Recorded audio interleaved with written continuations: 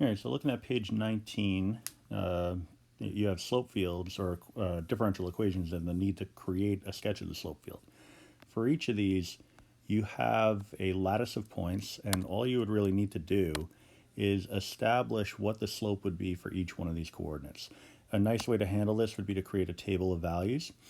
So you can, for example, in the case of number one, just focus on each point or each set of points one at a time, right? But there are some little you know shortcuts through the maze, basically. So, for example, if, and I'll just make a note of this, if x is 0, slope is undefined.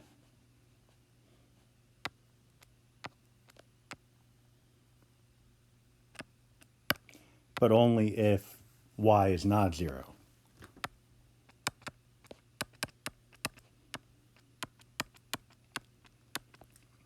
All right, because then it would be indeterminate at that point. All right, so let's start with that. So ignoring where y is equal to 0, I'm going to put undefined where x is equal to 0. So I'm going to use a red. Oh, wait, it's half units are listed, but the lattice is only at whole unit points.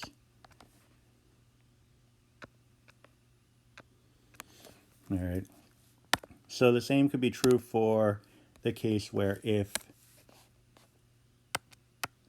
y is equal to 0, your slope is 0, but only if x is not equal to 0. All right, because again, that whole indeterminate thing. All right, because you can't, you look at 0 over 0 as a special case of being undefined, but it doesn't necessarily guarantee that the slope is going to be equal to 0. So we're going to ignore 0, 0 for now, all right, until we see how everything else is shaping up. So where where y is equal to 0, except on the x-axis, except on the y-axis, I'm going to draw little horizontal segments. All right, so little something. So now what I'm going to do is create a table of values for the remaining x and y coordinates. All right, so this is probably the least entertaining part of all of this. I don't know if that's a fair statement. Drawing a little slashy things might be the least entertaining part. All right, so -2, -2, -2, -1, -2, +1, -2, +2. So that's where I'm going to start. All right, so -2, if I put in a -2 for y and divide by -2, I'm going to get a +1. Negate it, I'm going to get a -1. So I want a downward slope roughly equivalent to -1. All right, so we're just going to kind of eyeball it. It looks something like that. All right, -1 divided by -2 is +1/2. Negated is -1/2. So again, eyeballing it. So something a little shallower. All right, this is -1/2. So what we're going to get, it looks like, for the top values is the same stuff, just with opposite signs. All right, so we can rely on that information.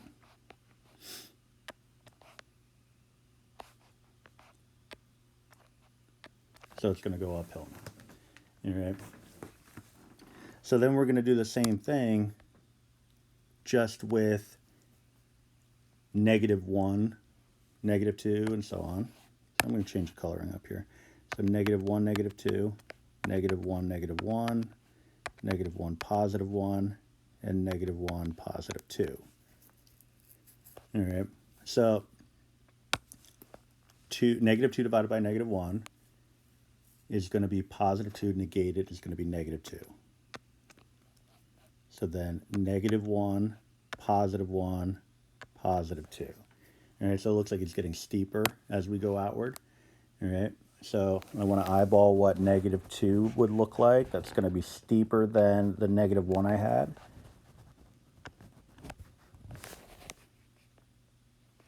Try to make it look steeper, but you know, it doesn't have to be perfect, like I said. All right. Then we're looking at the other side of it. Now, this is where things get, you know, either easy or more tedious. Right? So what I would do is just in my mind, or you know, you could do it in the table, is I would just take one entry. Look, I'm just looking at, for example, 1, -2. And see what that gives me. All right. That's going to give me a +2. All right. So the reason why I'm doing that, just for that one value, is just to kind of convince myself of something that I already suspected, and that this thing is going to be symmetric about the y-axis. All right. So these two are symmetric. All right, so with that in mind, I now can kind of backfill everything else. Oh, that's a little too shallow. Just kind of eyeballing it. It's maybe too eyeball-y.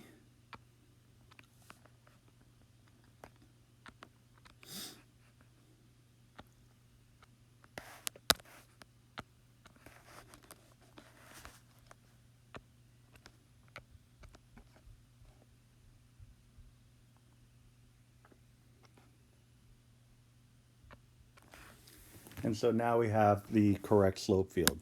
Right? So if you're not convinced after doing one calculation, maybe do 2 or 3 calculations. Worst case scenario, you compute it for all of them, but you know, it's not the end of the world. Right? Either way. Another nifty trick would be to use the table function in your calculator. Right? So if you wanted to do that, you would have to type in all your possible x values to L1 and all your possible y values into L2, and then L3 would be L1 divided by L2. It might be a little unnecessary. I don't know that you would really need to do that. But yeah, that's another possibility. So now we want to address that 0, 0. So let me just solve this differential equation real quick. I'm just going to bring it in up here and show you what's going to happen around that location. All right, so we're going to have negative, well, I'll leave the negative on the right-hand side. So 1 over y dy is going to be equal to -1 over x dx. Integrate both sides, and we're looking at ln of y. Now, we've learned really repeatedly that the absolutes are going to disappear anyway, so let me just make that happen. All right, so negative ln x plus c. So y is equal to e to the negative ln x plus c. All right, so y is going to be equal to c e to the negative ln of x.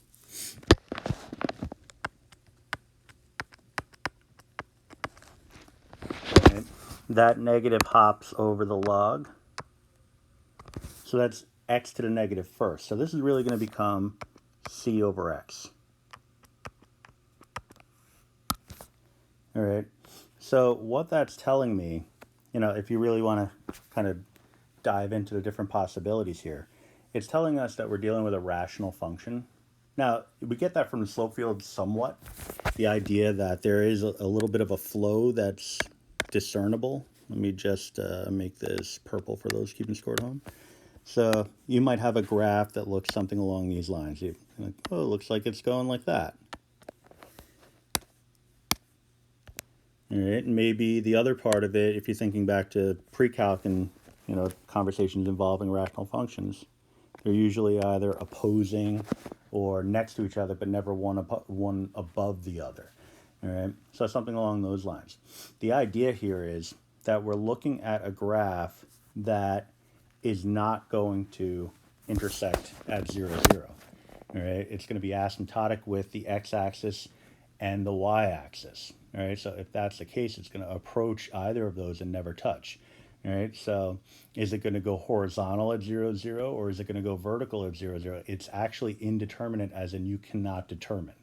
All right, so if you wanted to, there's nothing wrong with this. You could say both, but you're better off just saying neither. All right, so you're better off just leaving that blank. All right, so the remaining problems on this, they're all, you know, pretty involved, but some of them you, in terms of coming up with the values, but some of them you can't easily solve the differential equation. All right, so looking at numbers 2 and 3. So in that case, what you want to do is just rely on the table approach to come up with those solutions.